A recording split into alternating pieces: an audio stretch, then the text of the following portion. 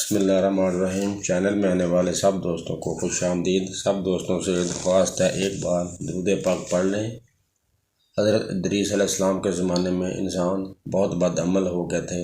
فرشتوں نے بارگاہ الہی میں عرض کیا کہ مولا، انسان بہت بدکار ہے اور یہ خلافت کے لائق نہیں، انہیں معزول کر دیا جائے یا کم از کم خلیفہ یہ رہیں اور وزیر ہم، تاکہ ہم ان کے بگڑے کام سنبھال لیں۔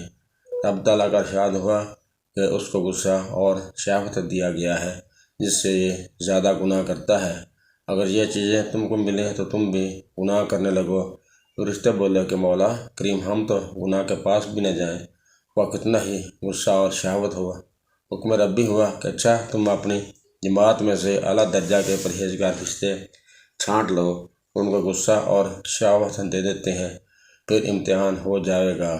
چنانچہ ہاروت اور ماروت جو بڑے ہی عبادت گزار فرشتے تھے انتخاب میں آ گئے۔ حق تعالیٰ نے ان کو یہ چیزیں یعنی غصہ اور شہوت دے کر شہر بابل میں اتار دیا اور فرمایا تم قاضی بن کر لوگوں کا فیصلہ کیا کرو اور زانہ اسم اعظم کے ذریعے شام کو آسمان پر آ جایا کرو۔ یہ دونوں ایک مہینے تک ایسے ہی آتے جاتے رہے۔ اتنے عرصے میں ان کے دل و انصاف کام چرچا ہو گیا اور بہت مقدمے ان کے پاس آنے لگے۔ ایک روز ایک نہایت حسین و جمیل عورت نے، جس کا نام زہرہ تھا، یہ ملک فارس کی رہنے والی تھی، اس نے اپنے خاوند کے خلاف مقدمہ دائر کیا۔ یہ دونوں اسے دیکھتے ہی عاشق ہو گئے اور اس سے برے کام کی خواہش کی۔ اس نے کہا میرا دین کچھ اور ہے اور تمہارا دین کچھ اور اختلاف ہوتے ہوئے یہ نہیں ہو سکتا۔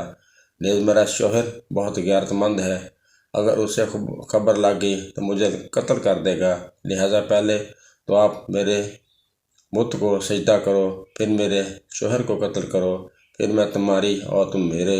انہوں نے انکار کر دیا۔ وہ چلی گئی، مگر ان کے دل میں اس کے عشق کی آگ بڑھ گئی۔ آخر اس سے پیغام بھیجا کہ ہم تیرے گھر آنا چاہتے ہیں۔ سار آنکھوں پر یہ دونوں اس کے گھر پہنچ گئے۔ اس نے اپنے آپ کو آراستہ کیا اور ان سے بولی کہ یا تو آپ لوگ مجھے اسم اعظم سکھا دیں یا بت کو سجدہ کریں یا شوہر کو قتل کریں یا شراب پی لیں۔ انہوں نے سوچا کہ اسم اعظم اسرار الہی ہے، اس کو ظاہر کرنا بہت ظلم ہے، بت پرستی کرنا شرک ہے اور قتل کرنا حقوق العباد، لاؤ شراب پی لیں۔ چنانچہ شراب پی۔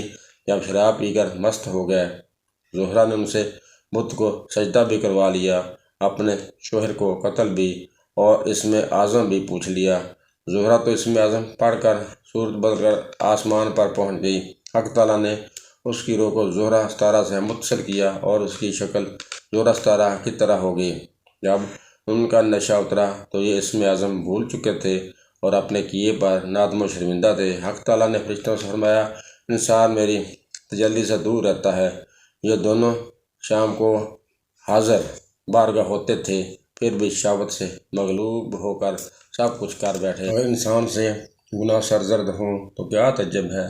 تمام فرشتوں نے اپنی خطا کا اقرار کیا اور زمین والوں پر بجائے لعنت کرنے کے ان کے لیے دعائے مغفرت کرنے لگے۔ پھر یہ دونوں حضرت ادریس علیہ السلام کی بارگاہ میں حاضر ہوئے اور شفاعت کے طالب ہوئے۔ آپ نے ان کے حق میں دعائے مغفرت کی۔ بہت روز کے بعد حکم الہی آیا کہ ان کو اختیار دیجیے، یا تو دنیاوی عذاب قبول کر لیں یا آخرت کا۔ حضرت ادریس علیہ السلام نے انہیں حکم الہی پہنچایا۔ انہوں نے عرض کیا یا اللہ کے نبی، ہم دنیا کا عذاب قبول کر لیتے ہیں، آخرت کا نہیں، ہم کو دنیاوی عذاب منظور ہے۔ چنانچہ حق تعالیٰ نے فرشتوں کو حکم دیا کہ ان دونوں کو لوہے کی زنجیروں میں جکڑ کر بائبل کے کنویں میں اوندھے لٹکا دیں۔ ان کے کنویں میں آگ بھڑک رہی ہے اور یہ لٹکے ہوئے ہیں۔